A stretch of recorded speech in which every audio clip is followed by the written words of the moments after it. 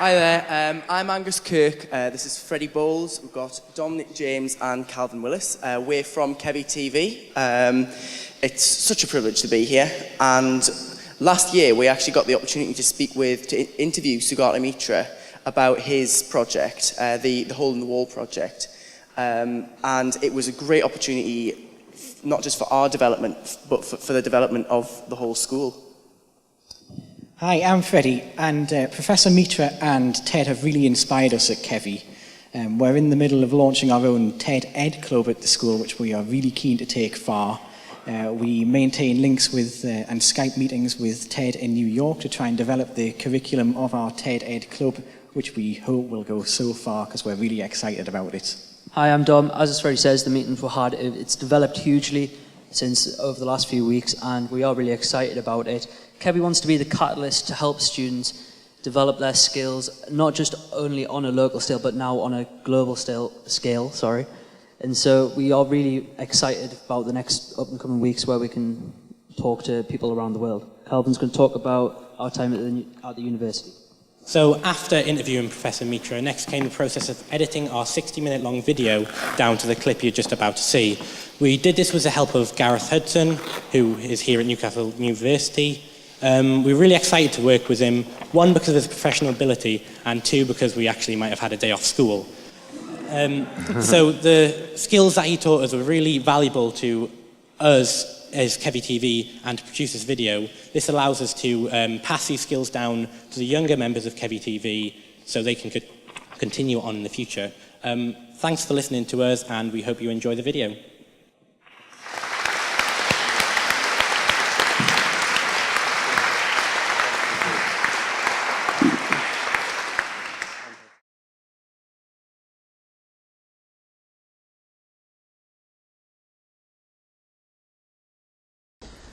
Hello, welcome to a special episode of Kevi TV. We're joined today by Professor Sugata Mitra. Welcome to Kevi, welcome to Morpeth. The Hole in the Wall experiment, what was that all about? Well, it was just an experiment, and it was to see if children can learn to use computers by themselves, which of course we know the answer to now, but we didn't know then. It was mostly in rural areas in India and in Cambodia, and in a few instances in slum areas. There was a very specific reason for doing that. I was testing for two things. One was an engineering question, which is, will computers survive out in the open? And what sort of problems will they have in different environments? So I chose places which were very cold, very hot, very dusty, very humid, that sort of thing. And within each area then I looked for those children who would not have any source of information about computers other than the hole-in-the-wall computer, because otherwise the experiment would not be pure. Well, what was your actual inspiration for the project, the Hole in the Wall? There was no inspiration. Actually, a lot of people ask me this, so I wish I could say that, one day a bolt of lightning struck me and I got highly inspired to find this out. It was nothing of the sort. It was just curiosity and a bit of irritation about the fact that disadvantaged children don't have access to computers just because they happen to not have money. So then I thought, well, there must be a way that technology can sort that problem out. And increasingly I found that, yes, you can possibly level the playing field if you changed your whole approach to how learning should happen. What did you expect the outcomes to be? And at that time, people used to think, well, they'll probably just break the computer or steal it, or or not be able to understand anything of how to use it, or lose interest in it. They wouldn't know any English, so they wouldn't be able to read anything of it. That sort of thing. During the experiment, was it actually quite hard for the children to get to grips with there being just a computer planted in their village? Is it? No, they were absolutely thrilled to have a computer planted inside their village. What they were disappointed with, and that's the sad part of the story which remains mostly untold, is what happened when the computer went away. and went away it did. And I again have a statement from one of the children of those villages who's now grown up, saying, I had the advantage of having that computer in the wall, but the children after me didn't. Were there any major surprises that arise from doing the experiment? Yeah, almost every day was a surprise, because, just to give an example, in the original experiment there was no keyboard. Yeah. And one day I found that it's open on Microsoft Word, and it's got a child's name in it, and it says hello or something like that. So I said, how on earth are they typing? They don't have a keyboard there. And so I called one of the children, and he said, no, there is a way to do it. And this is old, Word 1.0 or something. What he showed me was that there's something called a character map under one of the tools. If you go to the character map, you can actually point at characters and get those characters up on the screen. And then he figured out that you can change the font and you can change the color, so he knew how to make big colorful letters on the screen, and that's what he had done. And how did it actually change the lives of the children that were involved?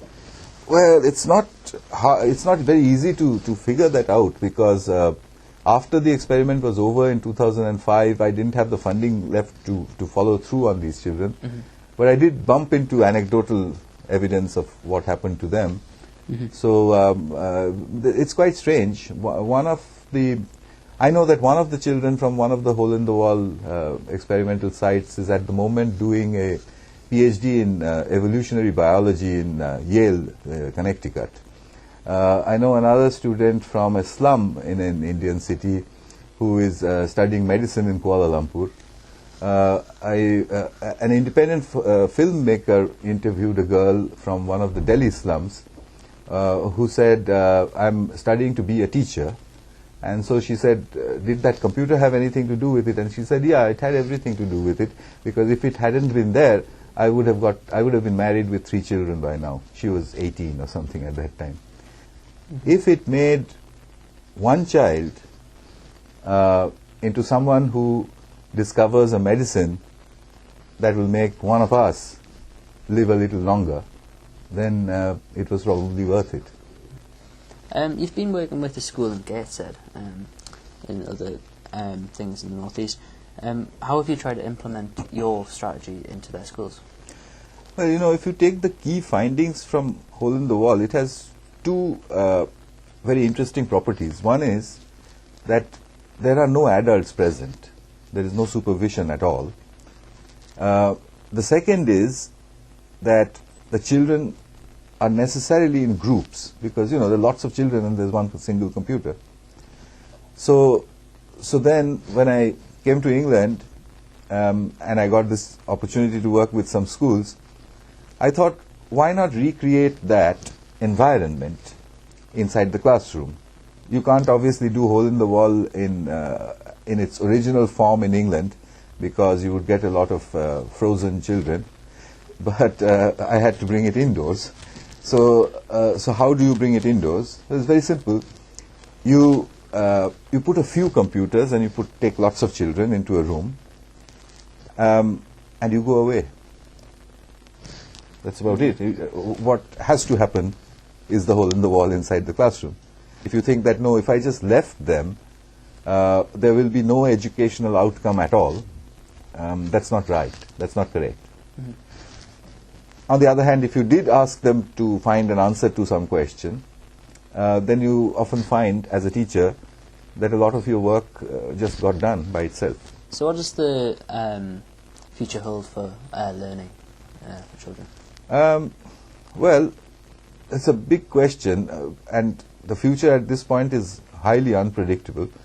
But I think we can look for some common threads in the whole thing, and one of those threads is an interesting possibility that knowing things may not be as important as they were in an earlier age. Why was it important to know things earlier? Is because if you knew things, then sometimes in life you can use that knowledge to solve problems. But in today's world, you could counter that argument by saying, what if I approach life without knowing anything, And when I have a problem, I will ask the internet and find out how to solve it. In other words, knowing becomes on demand. School is not that way. Knowing is not on demand in school. The school tells you what you need to know. So that could be a huge shift in how schooling happens in the future. Arthur C. Clarke, when I met him, what he said was, a teacher that can be replaced by a machine should be. Well, that's a very tricky sentence. Yeah. Okay, and I think you would find that it's very hard to disagree with.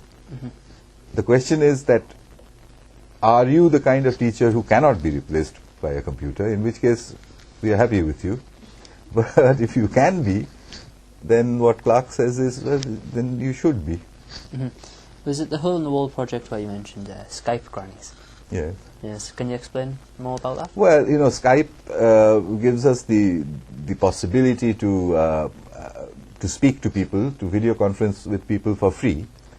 So it's kind of obvious in retrospect that it should be used for education.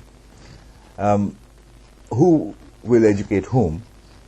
Well, we know that children can educate each other, so perhaps Skype can be used for that.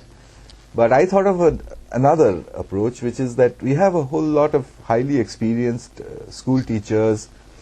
We have a lot of people who are good with and interested in children. So what would happen if I made a collection of these people and said to them, look, will you go and talk to children for free once in a while? Let's say 1 hour a week. And when you phrase it that way, what I found in England here was that you literally have hundreds and hundreds of people who are perfectly willing to do that. Yeah. So I started to experiment, and that whole group of people got called the Granny Cloud. If you had to give a lasting statement to English schools, what would it actually be? Well, not just English schools, I think to schools in general. Yeah. Nothing very dramatic. I would say get ready for change. And so what sort of changes would you want in the schools? Would you want more technology implemented in the schools? Or? No, technology is just a means. So it's not a question of how much technology, as much as you need. But what is it that we need to know or need to learn? For how long? Those are questions that we will need to assess. There's a built-in assumption that you start when you're born. For the first 3 years, you have a jolly good time. Then after that, you go to school suddenly one day, and then you remain in school until age 18, and then suddenly school's over, and you're out there in the world. So who has decided that this is how it has to be? That it has to be a box like that, age 4 to age 18 and over. Is there another model? Is it possible that you go to school from the moment you're born? Because we know that 1-year-olds can handle iPads, so presumably they can. Maybe school can be at home. Maybe school looks different, whatever. Maybe schooling for the 1 to 5-year-olds is for 1 hour a day. For 5 to 15 years, it's 5 hours a day. For 16 to 18 years, it's 3 hours a day. And for 18 to the end of your life, maybe it's 1 day a month. So, a sort of tapering school that goes through life. I think I would find it quite interesting to go back to school 1 day a month to get back that old feeling of, the playing fields and all that stuff, just for a day a month. And if I had a question or a problem, I know that school is still there. So we need to re-examine each one of these one at a time. At the TED conferences, you mentioned the school in the cloud. Could you expand on that? Yeah, well, if you look at it in sequence, as I said, the hole in the wall sort of leads into the self-organized learning environment, which happened right here in this part of England. Yeah. Where does the self-organized learning environment go next? So it kind of brings together the Granny Cloud, the self-organized learning environment, the hole in the wall. bits of what we learned technologically about how to keep this place running. It's a school which produces a new kind of learning, and it does so on autopilot. Just to finish off, what's the long-term target for yourself and your experiment? Well, assuming I stay out of hospital, what I would try to do in the next 10 years is to firstly see what comes after the school in the cloud. And my feeling is that we need to look at a phenomenon called dematerialization. Dematerialization is pretty much simple to understand. I mean, if you take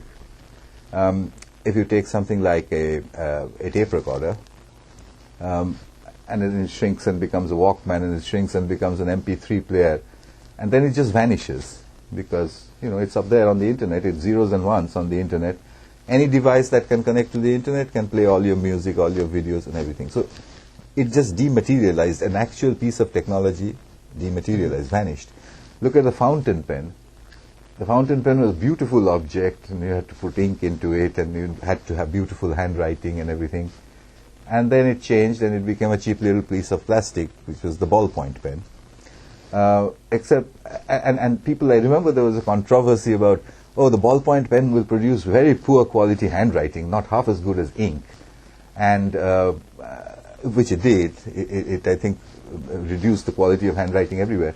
But it had another property, which is that everyone could have one or more of them. It was cheap enough. So we traded off, and we said, okay, the fountain pen's gone, the ballpoint pen's in. And then the ballpoint pen, at this point in time, it's well on the way to dematerializing. We type everything, and it looks as though we are typing on paper with ink, but we're not. We're just generating strings of zeros and ones somewhere up there. So we have effectively dematerialized writing. So if this trend towards dematerialization continues, and if I had to make an absolutely wild guess, I would say we are probably looking at a world where institutions will dematerialize. Right. And schools may be one of them.